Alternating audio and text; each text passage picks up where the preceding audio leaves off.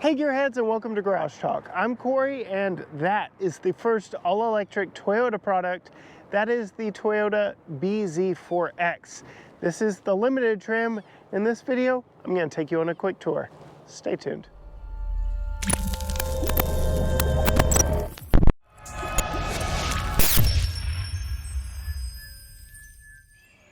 This video is brought to you by Electron EV chargers. More about them at the end of the video and down in the description below. All right, Gearheads, before we get too far into this one, I do want to say a huge thank you to Classic Toyota, Woody and the team there for allowing me to look at this one. This is the first bZ4X to hit the lot. If you're in the East Texas area and want to make a Toyota yours, go see Woody, tell him Corey sent you. But since we've got the hood open and propped up with the prop rod on this one, I did want to take you under the hood. This is an all-electric vehicle. No, that is not a gasoline engine underneath there. It is part of the electric system on this one. There is no frunk. So Tesla really started something with putting frunks in the front of all of their electric vehicles. It really comes down to packaging and the length of the hoods, and many brands are just choosing not to follow suit, as is the case here with this Toyota bZ4X. What you do get with this one is, in this all-wheel drive model, you get a dual electric motor system, so 2 electric motors, 214 horsepower, just around 250 pound-feet of torque, a single-speed transmission, and symmetrical all-wheel drive with X mode. And if you are a Subaru fan, you will be very familiar with what X mode is. That is different driving modes, because this vehicle was built in conjunction with Subaru. Yes, that's right. This is essentially the Subaru Solterra, and we have reviewed and driven one of those here on the channel. This is the Toyota version of that. And since we're talking Subaru Solterra and the fact that this Toyota bZ4X shares a lot in common with that, well, let's take a look at the styling. It looks very similar to the bZ4X. So similar, in fact, that if they were parked side by side, you'd have a hard time telling them apart. There really are not many changes between the two vehicles. Most of it is up front in the face, because the profile of both is nearly identical. Speaking of that face, you get a very familiar front end to what Toyota is doing lately. Really started with this vehicle. We've seen it now in the new revised Toyota Prius, kind of a more squinty headlight look with this crossbar going between the headlights, a little more cohesive front end, and a little less emphasis on the big grills that Toyota had been doing, because on an electric vehicle like this, you don't need a grill. But what you do need is aerodynamics. You can see Toyota has worked that in right here in the front with an air curtain that allows air to go around the front corner of this vehicle. Really interesting to see more and more of that pop up in vehicles as we go down the line, get more advanced with our aerodynamic sculpting and designing of vehicles. But you can see we get LED headlights, LED turn signals, LED all the lights up front. Again, they're more energy efficient. So on vehicles that rely heavily on electricity to motivate them, and on this bZ4X solely on electricity to motivate them, you'll get more LED lights, and that's a very nice thing about it.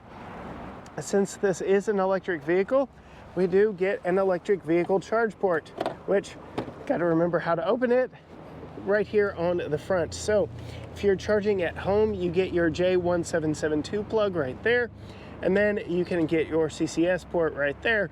So you'll need both of those for DC fast charging, just that top one for your at-home charging. And Toyota doesn't give a lot of specs on their website, but if you are DC fast charging this all-wheel drive model, you can expect to add 3 miles of range for every minute charged. If you've watched our recent Audi road trip video, you can tell we ranged anywhere from 37 cents a minute plugged in to 19 cents a minute plugged in on Electrify America stations here in the Texas area. So that's a little bit of the going rate on electric vehicle fast charging, but your home charging is really where you're going to be doing a whole lot of that. which plays very nicely into this week's video sponsor. Huge thank you to our friends over at Electron EV Chargers. They supplied us with this 48 amp at-home charging unit, and I absolutely love it. It makes for getting home at an ungodly hour in the morning. Very easy to refuel your vehicle when you get back, and it will charge this vehicle up for me overnight. You can get one of these for yourself, install it either inside like we have here or outside. You can plug it in with the NEMA 1450 plug, or you can actually hardwire it. And you can see we absolutely love ours for all of our press vehicles. If you want to know more about them and get one for yourself, check out the link down in the description below. All right, getting back to the bZ4X, you can see this one, unfortunately, we just got hit with a massive storm last night. So unfortunately, this one is a little dirty, but does allow you to see some of the sculpted lines on the side. You can see this one has got gloss black wheel arches, whereas that Solterra from Subaru had a flat black plastic body cladding on it. So that is a little bit more of the difference between this limited trim, which is the top trim of the bZ4X, from that Solterra. But you can see coming around to the back, nearly identical, aside from the badging, which even the Toyota and Subaru badges have a very similar profile. You can see this one is the limited trim. You do get your all-wheel drive badge, and then bZ4X. You can see it is a very interesting and unique name for Toyota, and they are really emphasizing the BZ, which for them means beyond zero. This is a beyond zero emissions vehicle for them. So that nomenclature will be going forward on a lot of their electrified products. And that's just signaling their new direction for their electrified portfolio. And yes, I'm saying electrified, that even means they're hybrid vehicles. So that's their plan for the future. It will be very interesting. A lot of brands are doing sub-brands, like Volkswagen is doing the ID, Intelligent Design sub-brand. All their ID vehicles are their electrics. Be interesting to see when that just gives way and we're just naming electric vehicles names again. So very uncouth name for the current Toyota lineup, but there you go, bZ4X.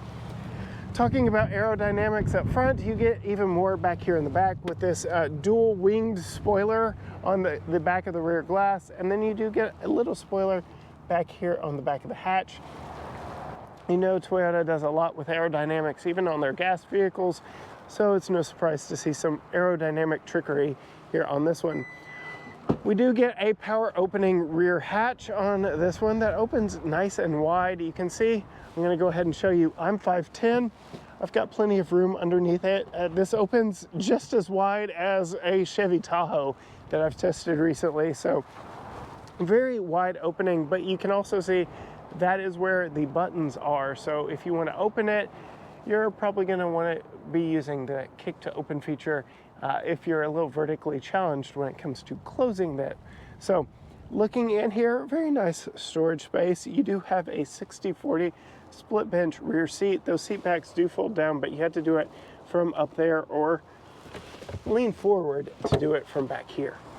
This one does have a cargo net, which allows you to store stuff in it. Very nice. And then that is your charge cable. You do actually get a false load floor on this one, but with this net in place, I'm not going to fight with it too much. Just know that you've got a little bit of extra storage down there. If you want to see more of what that's like, I will link the Subaru Solterra video at the very end of this one. But you can see that is some of the new technology here on this bZ4X. All right, before we get inside this one, I did want to show you the key. Typical Toyota key here. Nothing too unusual. We've got lock, unlock, hatch release, and then hold to start the AC. So I really wish that their gas-powered vehicles had basically a remote start button like that instead of having to do some combination of hitting that lock button. But it is a proximity key. You can just leave it in your pocket. You can see here, these two lines lock the vehicle, and just putting your hand behind it and pulling unlocks, so that gets you inside. You can see this one did just have the windows tinted, so I can't really roll those down, but just know that all your window controls are right there. Again, if you want to see what's under this big green sticker, go see my Subaru Solterra video.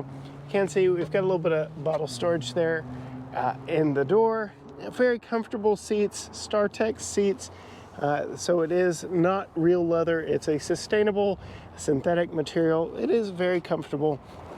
And we'll get in here in just a second, close the door, and show you perhaps one of the most controversial bits of design that they actually stole from, well, the Prius of all things. So this is a Prius steering wheel. All of this is actually very Prius in nature. And so this is my eye line right now. I've got you exactly where my eye line is. And depending on how you are sitting in the vehicle, you're going to need to really adjust the steering wheel down low to be able to see the gauge cluster, which, let's go ahead and start the vehicle up, is a small screen here. And you can see everything that comes to life when you push that button. See, it does take a little bit for the vehicle to come to life.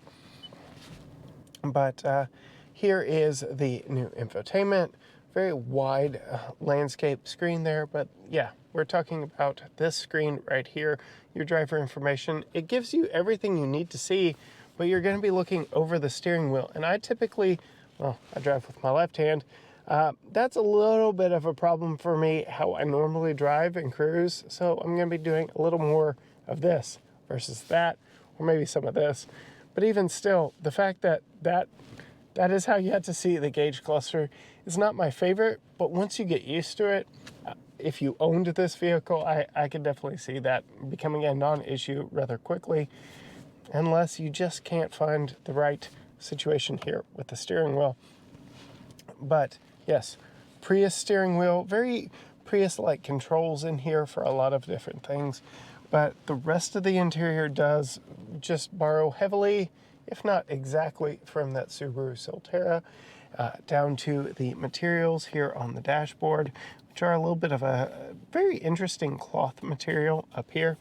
You can see we do have a JBL sound system in this one. We do have heated seats and ventilated seats up front, so that's very nice. 3-stage on both. So that, like I said, very nice. Your temperature controls here are dual level, and they are an automatic feature when it comes to the fan. So I like that very much. Very easy to use controls here, but they are all haptic touch surfaces. They aren't actual buttons. So that isn't necessarily my favorite thing. I'm going to turn the fan down here, but very easy to find and use. It's just they're probably going to get covered in fingerprints, as is most of this. So this right here hides your Qi wireless charger, and this is actually transparent. It's a transparent cover, so you can put your phone in here and still see. I'm going to actually put my iPhone 14 Pro in there, and you can see it does start charging.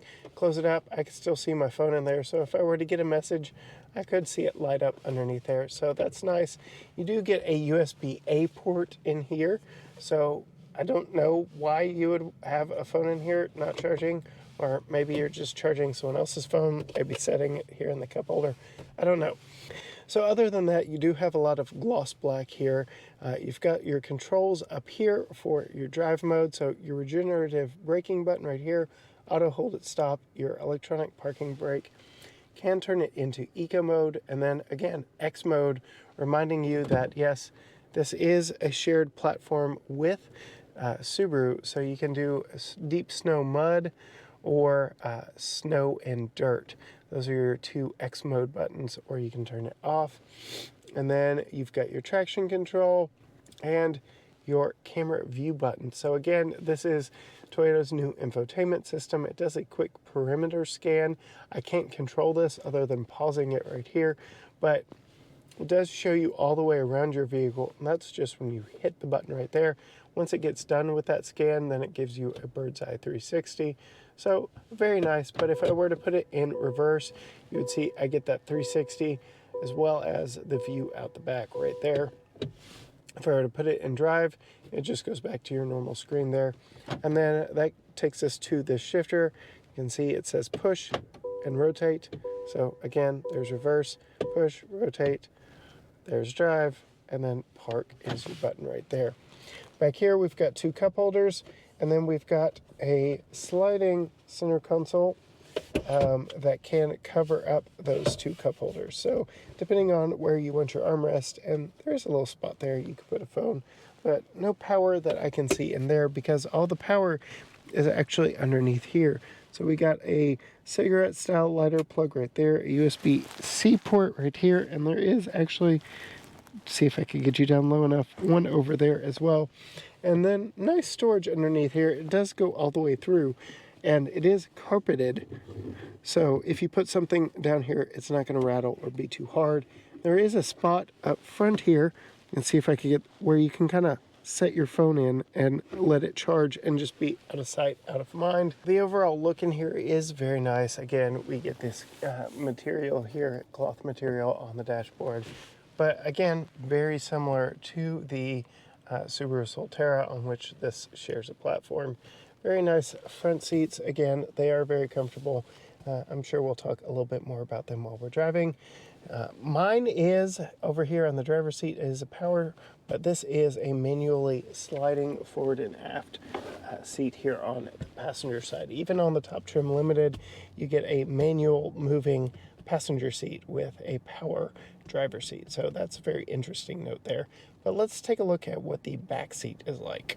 All right, so getting out and back in behind myself at 5'10", you can see the door opens fairly wide, but if you're trying to get a car seat in, it's not a 90-degree angle, but can get in very nicely and easily.